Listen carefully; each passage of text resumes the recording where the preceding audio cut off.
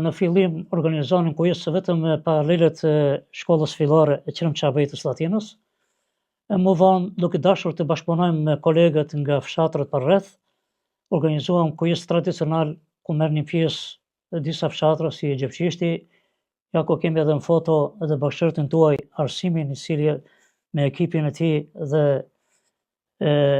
imamin Beqir Efendiu ishte në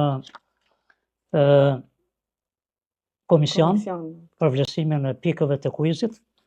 Gjithashtu edhe interesimi ishte shumë i madh që xhamate merreshin pjesë nga të gjitha fshatrat, dhe kështu që kur Ramazani ishte gjatë dimrit ose në ato ditë kur natën më e gjatë organizonin vite me radhë, 10-12 vite më mërmendja, sa që u bë thamë edhe tradicional.